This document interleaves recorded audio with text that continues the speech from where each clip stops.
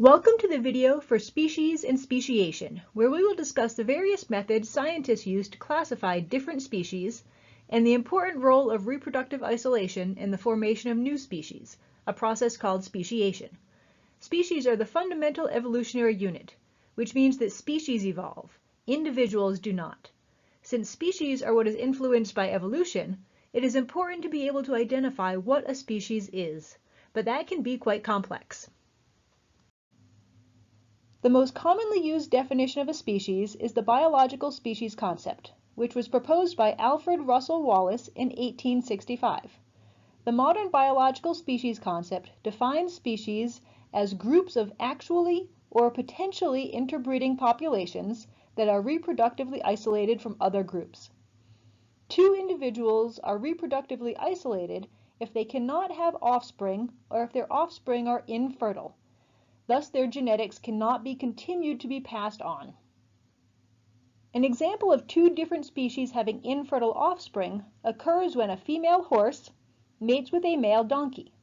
Their offspring is a mule, but mules are infertile and cannot have their own offspring. Thus, horses and donkeys are different species.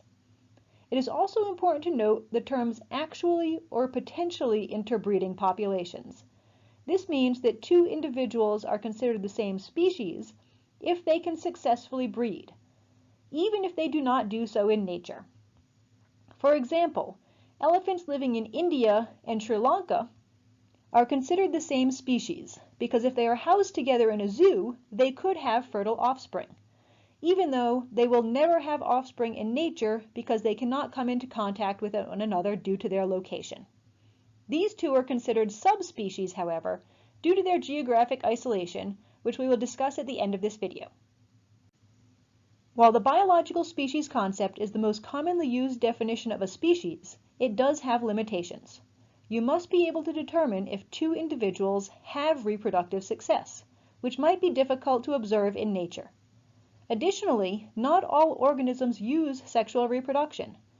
Any organism that replicates asexually, such as bacteria, must be identified as a species in a different way. This is also true for organisms found in the fossil record. If you are trying to determine if two organisms that are now extinct were separate species, the biological species concept is not possible.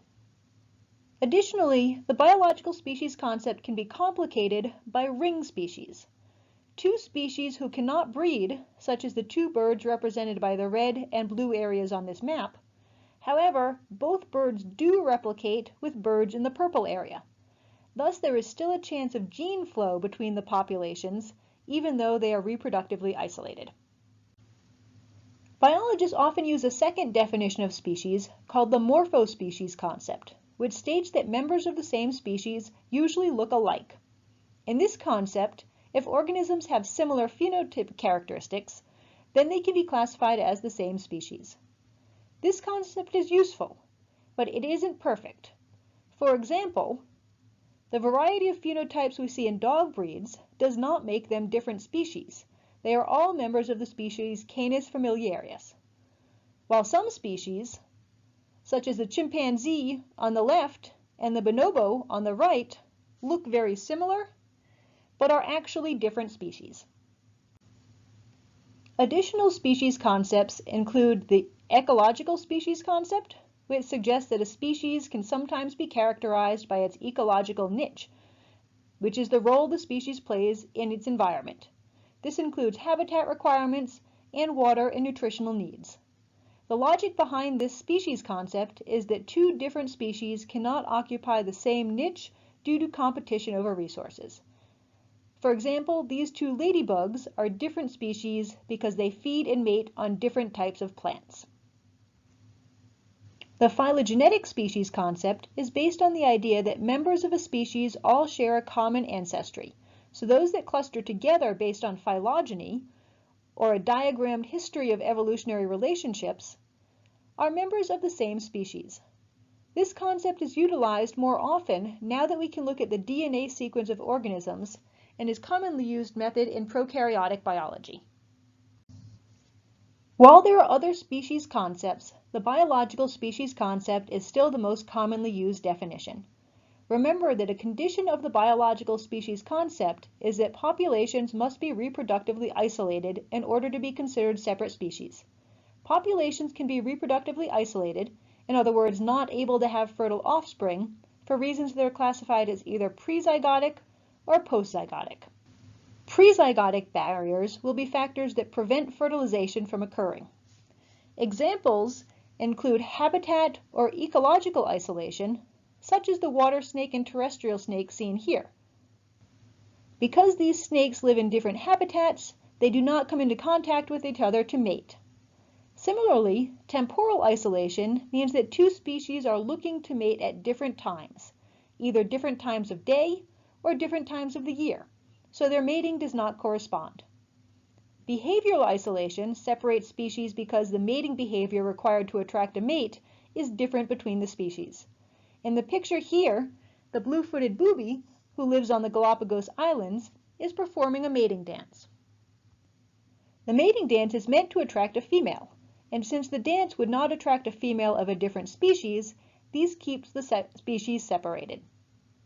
Alternatively, there are barriers that do not prevent an attempt at mating, but prevent the mating itself.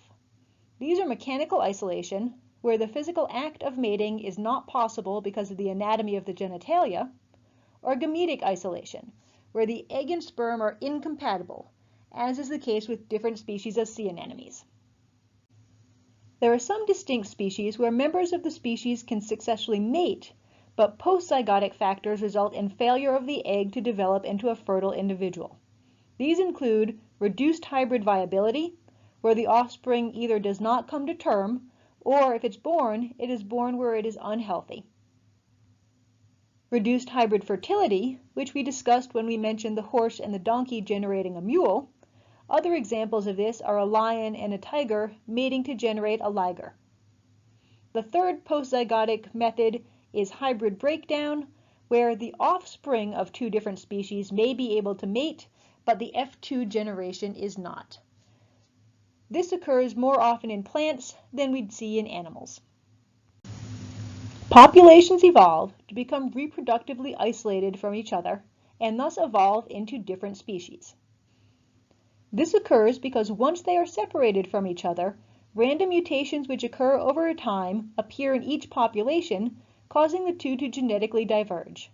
Eventually, the two populations will have enough genetic differences that they are unable to interbreed. The easiest way to ensure genetic isolation is by physically separating the populations, so most models of speciation often focus on geography. When new species arise due to physical separation, it is called allopatric speciation. Because genetic divergence is typically gradual, we often find allopatric populations, populations that are separated by geography, that have yet to evolve reproductive isolation, but which have accumulated a few population-specific traits. This genetic distinctness is sometimes recognized by taxonomists, who call each geographic form a subspecies, as was mentioned earlier with the Indian and the Sri Lankan elephants. The geographical change required for allopatric speciation can occur by dispersal, where individuals colonize a distant place, such as an island, or by vicariance, where a geographic barrier arises within a population, such as a river that is rerouted or a change in landscape due to an earthquake. One of the best examples of vicariance-mediated speciation is 17 species of snapping shrimp that are distributed on both sides of the Isthmus of Panama. The Isthmus of Panama between Central and South America formed approximately 3.5 million years ago, separating the populations of marine organisms that could previously swim through the canal corridor between the Caribbean and the Pacific populations. Examining the evolutionary relatedness, or phylogeny, of these shrimp shows species with a distinctly paired pattern of relatedness. The closest relative of each species is one from the other side of the isthmus. This is consistent with the hypothesis that each of the Pacific-Caribbean pairings is derived from a single ancestor species indicated by a yellow dot in this phylogenetic tree. The continuous distribution between the Caribbean and the Eastern Pacific was disrupted by the formation of the isthmus, resulting in development of different species of shrimp over time. A good example of dispersal-derived speciation can be found in Darwin's finches. About 4 to 5 million years ago, volcanic action led to the formation of the Galapagos Islands, and eventually a small South American finch species arrived on those islands. The conditions on the islands were quite different from those on the South American continent, and each island had different conditions compared to the other islands. Thus, the isolated island populations underwent natural selection based on their new island habitats to become distinct from both the mainland ancestor and each other. It is possible, but much more difficult, for populations to undergo speciation without physical separation. Populations that are in the same place, that are not geographically separated, are called sympatric. Thus, this would be sympatric speciation, and is only possible if the population is under very strong disruptive natural selection, needed to overcome the gene flow between the two groups in the population.